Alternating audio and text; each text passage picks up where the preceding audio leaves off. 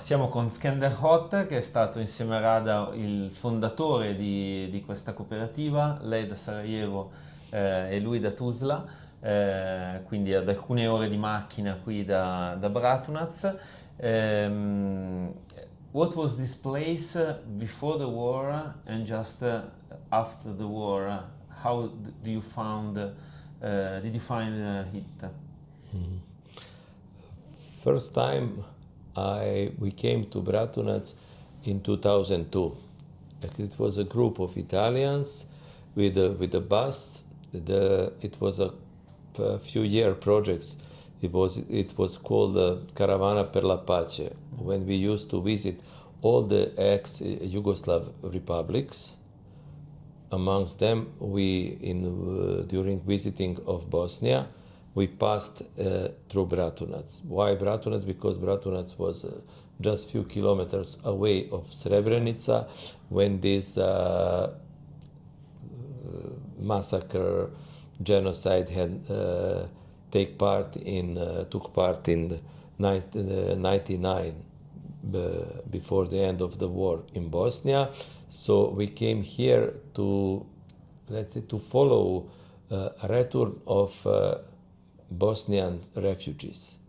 They used to come back. It was year 2002, 7 years after the war in Bosnia, and they were trying to settle in their old places of living. They are coming from collective centers in the area of Tuzla. They're trying to, let's say, to start again. The ladies with the children, the old people, because the most of men was killed, died during this massacre in July 1995. So in this context, we tried to see possibilities to help these people, to start some activities, to support them, to support also the other people here, because here was a lot of Serbian refugees from the other parts of Bosnia who decided not to live in these places anymore, just they come down. So came to Bratunac, all of them, it was, let's say, one mix and very tense atmosphere. So it was a challenge to work here and to support all of them and how to unite them.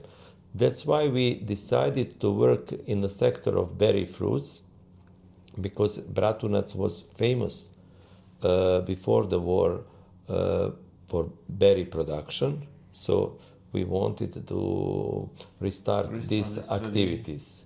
So that's why we tried to find a good location. It was the ex-wood processing factory, and during the war it was just abandoned, and these big systems, like many of them in ex-Yugoslavia, just failed. There was no market anymore, there was no business connection anymore, and they just simply decided to start selling and privatize these objects. So we found this place, 7,500 square meters. So we decided to construct the freezing plant and start to support our, let's say, producers, our socio in Italian. We start from 10 of them, and then just to start and to try to develop and to create sustainable activities to keep them in their ex-place of living. So in the start it was only a collecting place for the production and the freezing place, and then you started also with the work on new products. We did it in, let's say, a few stages.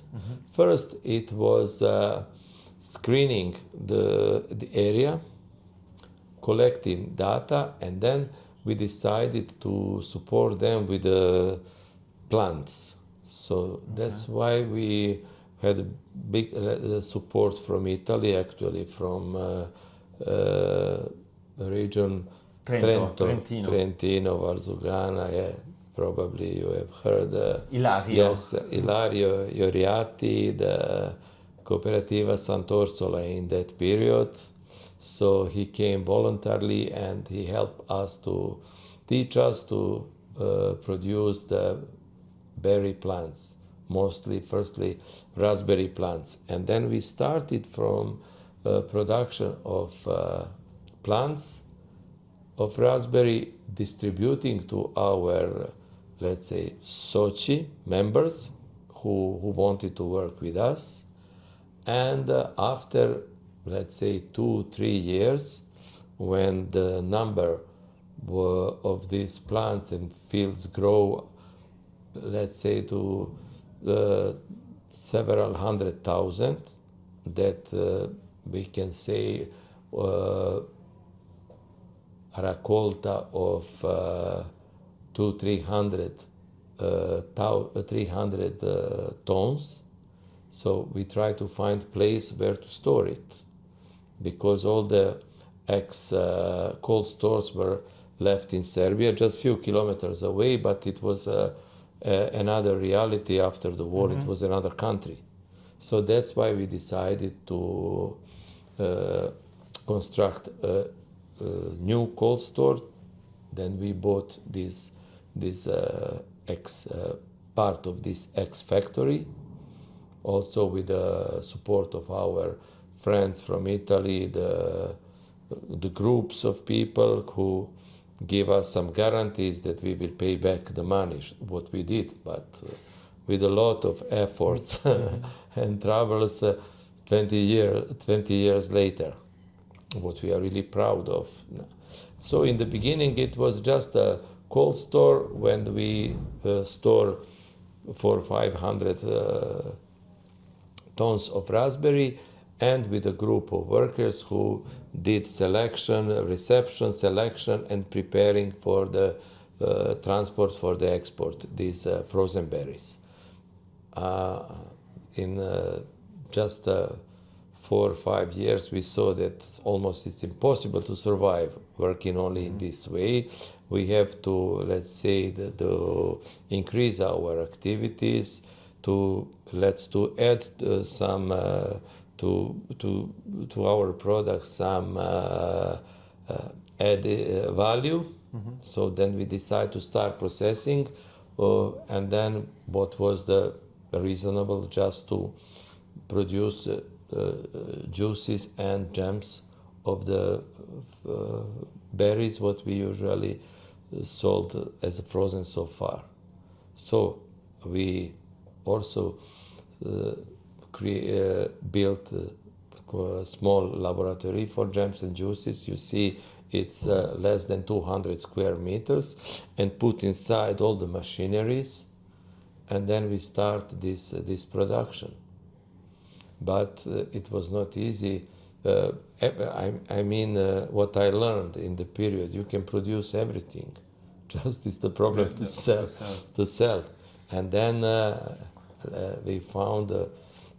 fortunately we found some people who understood us in Italy, our friends who tried to for 2 years to promote our products, and speaking about their values and qualities to the different manifestation in Italy. And then finally we found Coop in Italy as our, let's say, main partner, who liked our project. We give the name to the project Frutti di Pace, because it was one, let's say, vulnerable, wounded area with 2 different nationalities, what were the enemies so far. They worked together, and we wanted to make something, to create something sustainable.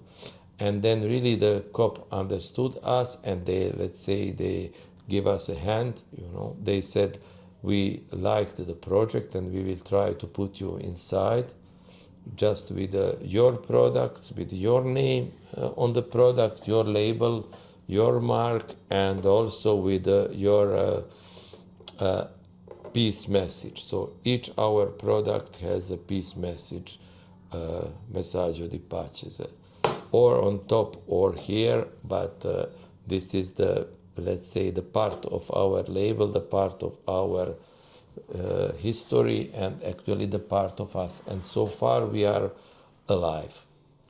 And what are the most important issues today for the Cooperativa? The difficulties and challenges you are facing? I mean, we had different challenges and difficulties from the beginning. We get used to work and live like this. Firstly, when we come to this area, this is the problem itself. Okay. So, but in the beginning, we have some, let's say, always financial obstacles, because we didn't have money to cover and to start for everything, but piece by piece, we are, let's say, creating the structure. We managed to do this. Also, there were political obstacles, because it was not very friendly area. Actually, it is not even Bosnia now friendly area to create some activities with different nationalities, because when you see the structure of our authorities, there are always national parties and nationalist parties and nationalists as leaders of this party. They don't like to see people in different nationalities working together, peaceful, because they always want to create some, let's say, the incidents, because that always you have some possibility of conflict above the head, because then in this way they keep people united, and they always rule. They are, so, and we break their concept, so then in that way they don't like this kind of project. We can live together, we can work together, we can be friends. They don't want to hear that. And that was always, some way that we always managed not to make conflict with authorities, and also, but to survive. And then we managed so far. They get used now that Cooperativa Insieme is, let's say, some economic subject working like this. Bosniak and Serbs together, and this is not problem for anyone here.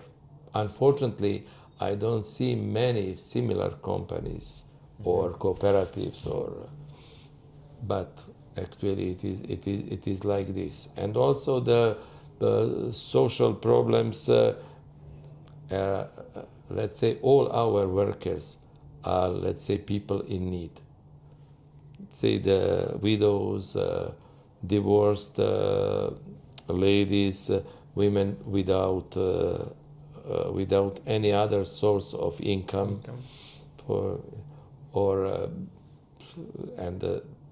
we don't have very good social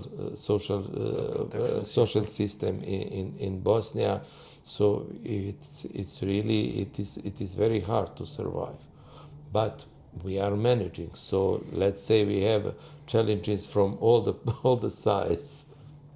Ok, ringraziamo dunque Skender, fondatore insieme Rada della Cooperativa Insieme, grande coordinatore tecnico della cooperativa, che ci ha dato comunque uno sguardo ampio su questa esperienza. Posto? Grazie a voi. Grazie mille.